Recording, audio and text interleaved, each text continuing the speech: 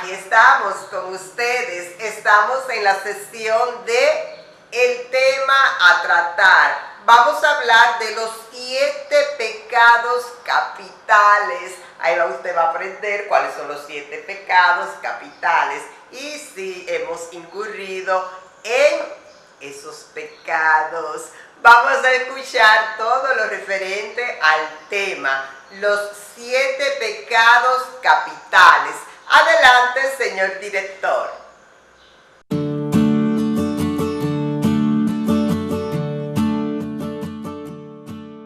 Los 7 pecados capitales. La soberbia. La persona soberbia se piensa a sí misma mucho más importante que los demás.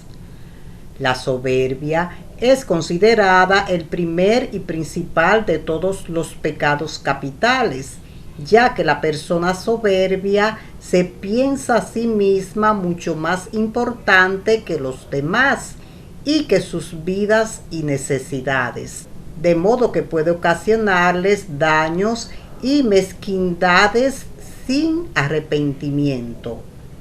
Este pecado se puede entender como una forma de egoísmo y egocentrismo supremo que coloca al individuo en una posición de superioridad respecto al resto de la gente y lo conduce a vanagloriarse de lo propio. Una persona soberbia no pedirá disculpa a quien lastimó por considerarlo inferior a sí mismo, ni tomará en consideración las necesidades ajenas, dado que está únicamente centrada en sí misma. La soberbia, el orgullo y la vanidad son efectos prácticos sinónimos y aparecen en muchas listas de pecados capitales de manera intercambiable. De hecho, en el imaginario cristiano fue la soberbia la que perdió al ángel Lucifer, quien alzándose contra el orden celestial fue expulsado del paraíso y ahora reina en los infiernos. La ira. La ira es la forma suprema de la rabia y la indignación que adquiere tintes agresivos e incluso violentos, ya que el individuo iracundo pierde el control de sí mismo. La ira empuja a los individuos a cometer acciones de las que luego habrán de arrepentirse, tales como agresiones, asesinatos o simplemente lastimar a personas que no lo merecen. De todos los pecados capitales, la ira es el único que no tiene que ver con una forma corrupta de amor a sí mismo y a los intereses personales, aunque Dante Alighieri la definía como un amor por la justicia pervertido en venganza y resentimiento. Las personas tomadas por la ira actúan de manera intolerante, agresiva o violenta, lo cual es contrario a la paz y armonía social y contradice el amor al prójimo predicado por el cristianismo. La lujuria. La lujuria lleva a poner los deseos carnales por encima del bienestar propio y ajeno. La lujuria se puede definir como un apetito sexual voraz, desordenado, insaciable e irrefrenable, que empuja a las personas a la promiscuidad, la violación y el adulterio, es decir, a poner sus deseos carnales por encima del bienestar propio y ajeno. Este es uno de los pecados más universalmente condenado por las religiones del mundo. Las personas lujuriosas, tal y como lo explicaba Dante Alighieri, se entregan a un sentimiento posesivo sobre los demás, que los conduce a amar de manera desordenada y promiscua, colocando así el amor de Dios en un segundo peldaño. En el infierno imaginado por Dante en su Divina Comedia, los lujuriosos purgaban sus culpas siendo arrastrados eternamente de un lado a otro por una tromba infernal, o sea, por un viento huracanado. Así se representaba el hecho de que someten la razón al deseo. La envidia. La envidia es, en palabras de Dante Alighieri, el amor por los propios bienes pervertido al deseo de privar a los otros de los suyos.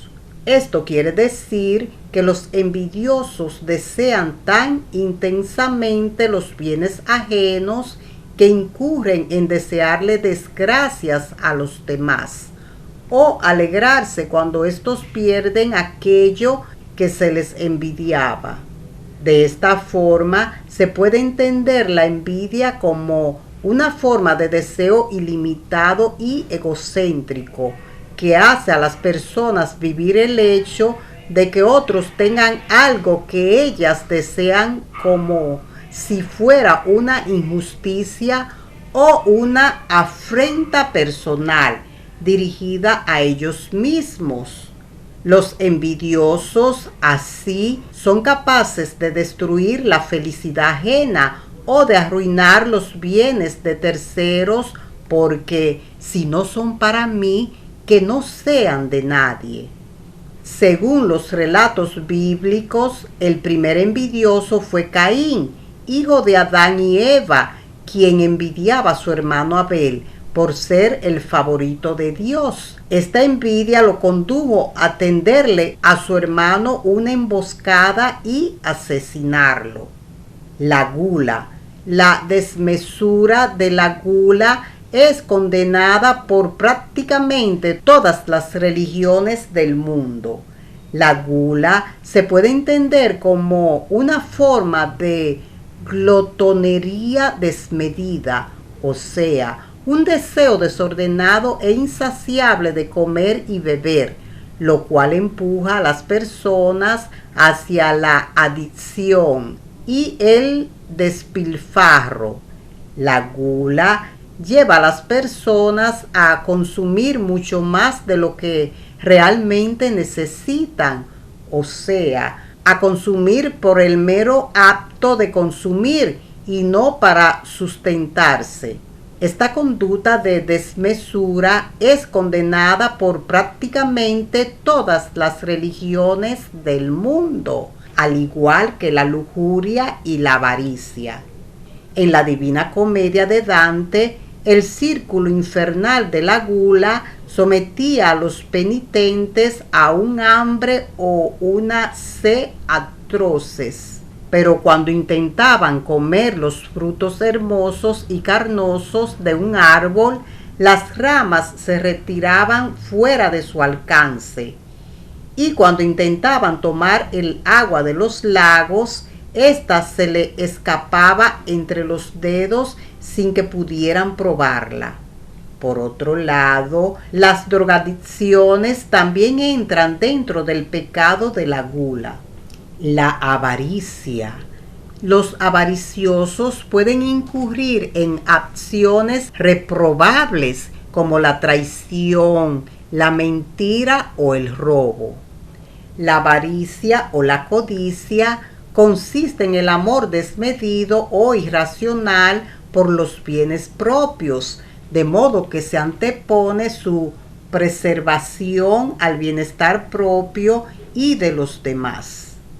Las personas ávaras o avariciosas nunca sienten que ya tienen suficiente y reaccionan con rabia ante la idea de que pueden perder un poco de lo que tienen o de que deban ceder un poco a los demás. Santo Tomás de Aquino explicaba este pecado como la preferencia de los bienes mundanos y efímeros por encima de los bienes divinos verdaderos, o sea, sentir más amor por los asuntos terrenales que por Dios. Así, los avariciosos pueden incurrir en otros pecados y acciones reprobables, como la traición, la mentira, el robo o el soborno, ya que sus lealtades están depositadas únicamente en los bienes materiales, como el dinero sobre todo. La pereza. La pereza o asidia consiste en la falta de disposición para acometer tareas necesarias debido a un exceso de comodidad o la falta de iniciativa. Pero no podemos confundir la pereza con el ocio, es decir, con el tiempo de recreación que nos damos una vez que nuestras tareas han sido cumplidas. Las personas perezosas son víctimas de un desgano vital que las conduce a ignorar las necesidades propias y ajenas, de modo que dejan que todo lo resuelvan los demás. Los perezosos violan la máxima divina del ayúdate que yo te ayudaré y no realizan los más mínimos esfuerzos por el trabajo, el sustento o la resolución de los problemas, de modo que acaban siendo una carga para el prójimo o para sí mismos. Además, la tristeza de ánimo del perezoso lo aleja de la disciplina religiosa y de los actos rituales que lo congracian con Dios, lo cual es interpretado como un sentimiento de desgano por la salvación eterna.